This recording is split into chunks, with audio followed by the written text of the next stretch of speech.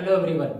सबसे पहले आपसे एक सवाल पूछते हैं टॉपिक बताने से पहले कि क्या आपने जब कभी बचपन में साइकिल सीखी या आपने तैरना सीखा या आपने खाना बनाना सीखा, तो क्या आपने इन सभी चीजों को कमरे में बैठ करके सीख लिया था या किसी किताब को पढ़ करके सीख लिया था? इसका जवाब होगा शायद नहीं। तो आपने जो चीजें सीखी हैं, तो जैसे साइकिल का एग्जांपल ले लेते हैं, तो याद करिए जब साइकिल सीखा होगा आपने, हम लोगों ने सभी ने, तो जब साइकिल स्टार्ट करी होगी तो किसी ने आकर के पीछे से कैरियर को पकड़ा होगा। उसने कहा होगा कि ठीक है पेडल मारो, अब हैंडल इधर घुमाओ उधर घुमाओ, उसने गाइड किया होगा और धीरे धीरे पेडल चलाते चलाते फिर उसने पीछे से सपोर्ट हैंड जो कैरियर उसको छोड़ के दिया होगा और आप जो है चलाना धीरे धीरे सीख गए थे, यानी किसी की हेल्प जरूरत पड़ी थी। तो बस इसी तरह से कुछ संबंधित जो है हमारा आज का टॉपिक है कि व्यक्ति जो सीखता है वो कैसे सीखता है। तो आइए समझते हैं। टॉपिक का नाम है हमारे लेओ वाइगोत्स्की थ्योरी। तो जिस तरह से जीन पियाजे और कोहलबर्ग ने अपनी एक थ्योरी दी बच्चों के लर्निंग से संबंधित, तो उसी तरह से वाइगोत्स्की ने भी अपनी थ्योरी दी। तो आज की क्लास में आप बहुत ही अच्छे एग्जाम्पल के साथ में इस टॉपिक को समझेंगे बहुत ईजी तरीके से, और इसमें आने वाले जो टर्म्स हैं उनके डिफरेंसेस को आप समझेंगे, क्वेश्चन किस तरह से बनते हैं उनको भी आप जानेंगे। तो आइए समझते हैं सबसे पहले कि ये जो वाइगोत्स्की हैं ये कौन थे। तो ये जो है एक मनोवैज्ञानिक थे रूस के। अब हम थोड़ा समझ लेते हैं कि जो वाइगोत्स्की है, इनके नाम के आधार पर आप ट्रिक से समझ पाएंगे कि ये क्या बताना चाह रहे थे, आपको भूले नहीं।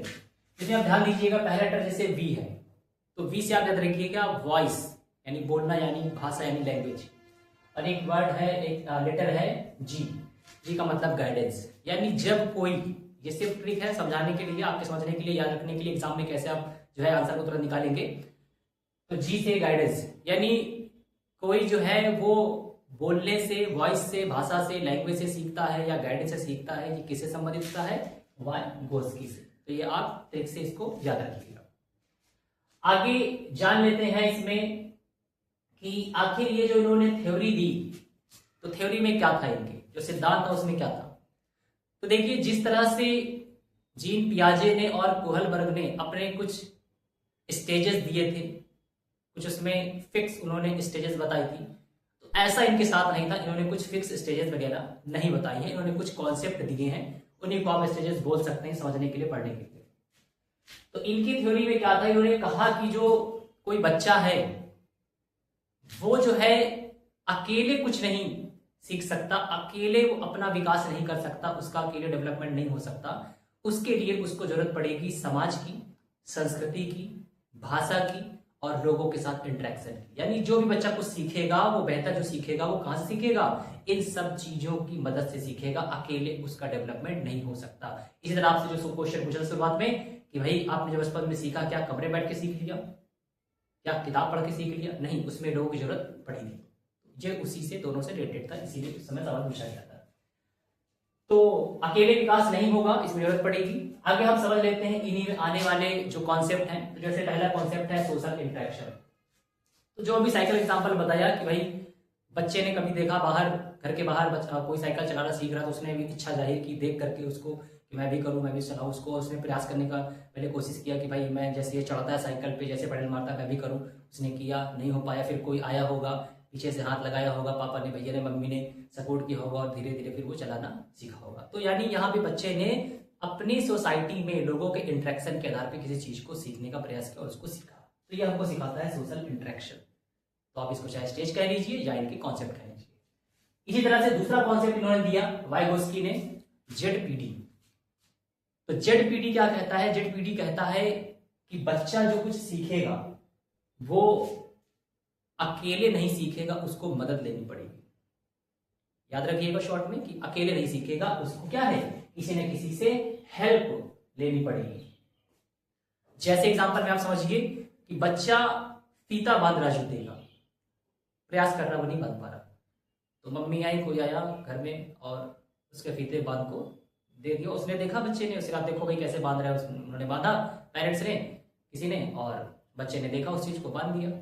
अब यहाँ पे बच्चा उस काम को खुद स्वयं नहीं कर पा रहा था, तो उसने देखा कि हाँ अच्छा ऐसे किया था, फिर वो अगले दिन वो प्रयास करता है कि अब मैं भी उसी तरह कोशिश करूँ। तो ये क्या है, ये ZPD है, याद रखिए।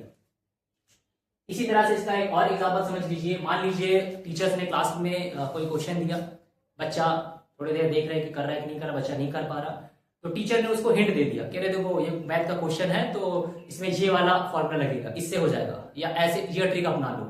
तो जहां हिंट दे दिया तो उससे बच्चे ने उसको कर लिया, यानी इसमें उसको किसी की हेल्प लेनी पड़ रही है। तो ZPD में क्या है, किसी की मदद लेनी पड़ रही है।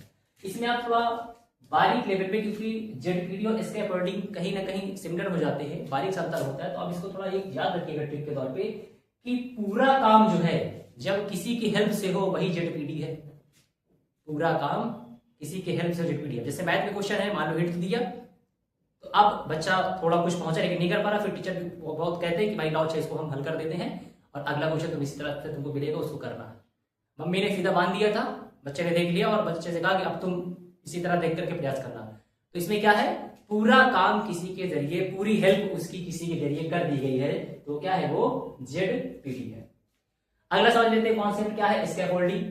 स्कैफोल्डिंग में क्या है, इसमें पहले बच्चे की पूरी हेल्प की जाएगी, फर्स्ट टाइम पूरी हेल्प की गई, उसको कर दिया गया उसका काम। फीता बांधने का एग्जांपल ले लीजिए, फीता बांधने का काम है, तो बारीक सा जो अंतर है क्या समझेंगे कि पहली बार में उसका पूरा फीता बांध दिया गया, दूसरी बार उसने बच्चे ने प्रयास किया, उससे नहीं हो रहा, कुछ नहीं कर पा रहा, तो दूसरी बार में उसकी थोड़ी आधी मदद करेंगे। उसको कहा कि ठीक है देखो यहाँ तक हमने इसमें नोट लगा दिया, बाकी का तुम ऐसे करो, तुम खुद करो, स्वयं करो।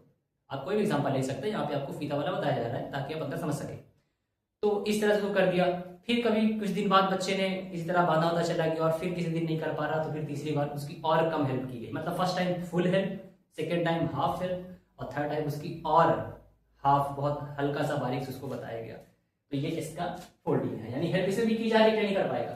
फीते बांधने में आप अगर इसी एग्जाम्पल को समझे डिटेल में कि भाई ZPD में मम्मी ने पूरा बांध दिया था फीता और उससे कहा कि तुम अगले दिन प्रयास करना, वहीं पर लेकिन अगर ऐसा हो कि मम्मी कह रही ठीक है एक जूते में मैं बांध रही हूँ, दूसरे जूते में तुम बांधो, और देखो मैं कैसे कर रही हूँ, मैं कैसे फीते को घुमा रही हूँ, तो तुम भी घुमाओ, उसको सिखाया जाता है स्टेप बाय स्टेप। यानी जब किसी को स्टेप बाय स्टेप हेल्प करी जाए, उसको सिखाया जाए, बताया जाए, तो वो आता है स्कैफोल्डिंग में। तो मम्मी ने कहा कि ठीक है देखो ऐसे घुमाओ, ऐसे नॉट लगाओ, ऐसे लूप बनाओ, तो स्टेप बाय स्टेप जब सिखाया जाता है स्कैफोल्डिंग है, याद रखिएगा। आगे हम बात कर लेते हैं कि लैंग्वेज, भाषा के आधार पर। तो देखा ही होगा कि बच्चे जो है अपने परिवार में जिस तरह के भाषा पेरेंट्स यूज करते हैं, बड़े यूज करते हैं, उसके आधार पर वो भी उस लैंग्वेज का यूज करने लगते हैं। अगर किसी परिवार में गाली गलौज चल रही है, अभद्र शब्दों का प्रयोग कर रहे हैं, तो बच्चा भी कहीं ना कहीं सीखने लगता है, तो लैंग्वेज भी उनको सिखाती है। अब ओवरऑल इसका हम कंक्लूजन समझ लेते हैं कि आखिर जो लेव वाइगोत्स्की थे ये क्या कहना चाहते थे, इनका कंक्लूजन क्या है। तो इनका कंक्लूजन ये है कि कोई क्लास है और उसमें बच्चे जो हैं अगर शांत बैठे हैं और टीचर जो बता रहे हैं उसी अकॉर्डिंग वो शांत चुपचाप अपना काम कर रहे हैं, तो उस क्लास को डेड क्लास कहा जाएगा। यानी बच्चों का शांत रहना ठीक नहीं है। इनके अनुसार क्लास में बच्चों का आपस में टीचर के द्वारा इंटरेक्शन कराया जाए, वहां पर कुछ डिबेट कराई जाए, कुछ आपसी कंपटीशन कराए जाए आपस में, इंग्लिश मीनिंग की जैसे हो गई। तो जब बच्चे आपस में क्लास में बैठ करके बातें करते हैं, किसी चीज पे चर्चा करते हैं, किसी विषय पे, किसी टॉपिक पे आपस में करते हैं, ग्रुप डिस्कशन करते हैं, तो इस तरह से एक तरह से देखा जाए तो कक्षा क्या हो जाती है, उनके लिए एक सोशल डेवलप करता है, एक समाज सोसाइटी बनाता है और उनका आपस में इंटरेक्शन होता है और एक दूसरे से बातचीत करके भी चीजों को सीखते हैं। तो ये इनका कंक्लूजन था कि बच्चे का विकास जो है, उसका जो डेवलपमेंट है वो अकेले नहीं हो सकता, उसको इन सब चीजों की जरूरत पड़ेगी। तो आई होप कि आपको आज क्लास पसंद आई होगी।